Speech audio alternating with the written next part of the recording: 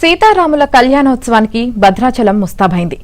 సీతారామచంద్ర స్వామిని సీఎం రేవంత్ రెడ్డి దర్శించుకోనున్నారు. తెలంగాణ ప్రభుత్వం తరపున స్వామివారికి పట్టు వస్త్రాలు, ముత్యాల తలంబ్రాలు సమర్పించనున్నారు. 351 కోట్లతో ఆలయ విస్తరణ తొలిదశ అభివృద్ది పనులకు సీఎం రేవంత్ రెడ్డి భూమి పూజ, శంకుస్థాపన చేయనున్నారు.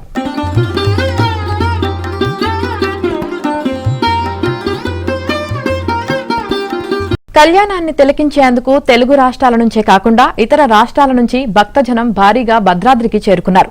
ఎక్కడా ఎలాంటి అవాంఛనీయ సంఘటనలు జరగకుండా, భక్తులకు ఇబ్బందులు తలెత్తకుండా జిల్లా అధికార యంత్రాంగం అన్ని చర్యలు చేపట్టింది. కళ్యాణ మండపాన్ని పుష్పమాలలతో అందంగా అలంకరించారు. సీతారాముల కళ్యాణోత్సవానికి భద్రాచలం ముస్తాబైంది. కాసేపట్లో సీఎం రేవంత్ రెడ్డి స్వామివారికి పట్టు వస్త్రాలు, ముత్యాల తలంబ్రాలు సమర్పించనున్నారు. ఇక దీనికి సంబంధించి పూర్తి సమాచారం మా ప్రతినిధి రవి అందిస్తారు. రవి, యావని భద్రాచలంలో కన్నుల పండుగ సీతారాముల కళ్యాణం అంగరంగ వైభవంగా నిర్వహించేందుకు కూడా ఏర్పాట్లు చేశారు. మరి కొద్దిసేపట్లో కళ్యాణకృత ప్రారంభమవుతుంది. భద్రాచలానికి చారిత్రక పౌరాణిక విశిష్టం ఉంది. ఎందుకంటే శ్రీ మహావిష్ణువు శ్రీరామచంద్రుగా కొలువైన దివ్యక్షేత్రం. దేశంలో ఎక్కడా లేని విధంగా భద్రాచలంలో సీతారాముల కళ్యాణం అంగరంగ వైభవంగా నిర్వహిస్తారు. ప్రస్తుతం భద్రాచలంలో సీతారాముల కళ్యాణం జరగనున్న మిథిలా కళ్యాణ మండపంలో మనం ఉన్నాం. శిల్ప కళా శోభితమైన ఈ కళ్యాణ మండపంలో అంగరంగ వైభవంగా 10:30 గంటలకు కళ్యాణకృత ప్రారంభమవుతుంది. ముఖ్యంగా చూస్తే మూలమూర్తులకు రామాలయంలో మొదట కళ్యాణం చేసిన తర్వాత ఉత్సవమూర్తులను 10:30 గంటలకు మేళతాళాల మధ్య కళ్యాణ మండపానికి తీసుకుని వస్తారు. సో 10:30 గంటలకు మొదలైన కళ్యాణ క్రతువు 12:30 వరకు అభిజిత్ లగ్నంలో సీతారాముల కళ్యాణం అంగరంగ వైభవంగా నిర్వహిస్తారు. మనం చూస్తున్న ఈ మిథిలా కళ్యాణ మండపంలో గత 60 సంవత్సరాలుగా ముఖ్యంగా చూస్తే భద్రాచలానికి ఒక చారిత్రక పౌరాణిక విశిష్టం ఉంది. తానిషా కాలంలో భక్త రామదాస్ నిర్మాణం చేసిన భద్రాచలానికి సంబంధించి చూసుకున్నట్లయితే 1664 ప్రాంతం నుంచి కూడా ఒక ఆనవాయితీ వస్తుంది. ఆనవాయితీ ప్రకారం రాష్ట్ర ప్రభుత్వం ముత్యాల తలంబ్రాలు, పట్టు వస్త్రాలు సమర్పిస్తుంది. సో ఈ రోజు గౌరవ ముఖ్యమంత్రి రేవంత్ రెడ్డి ఈ రోజు ముత్యాల తలంబ్రాలు, పట్టు వస్త్రాలు సమర్పించేందుకు కూడా ఈ భద్రాచలం మరి కొద్దిసేపట్లో రాబోతున్నారు. అదేవిధంగా భద్రాచలంలో రామాలయం పునరభివృద్ధి కోసం 351 కోట్లతో ఆలయానికి సంబంధించి భూమి పూజ చేయబోతున్నారు. మొత్తం చూస్తే భద్రాచలం రామాలయానికి ఇప్పటికే మన విశ్వాసం చూడొచ్చు, వేలాదిగా భక్తులు తరలి వచ్చారు. ఇక్కడ రాముల కళ్యాణం కనులారా చూస్తే ఎంతో పుణ్యమని భక్తుల నమ్మకం. ఎక్కడి నుంచి వచ్చారు?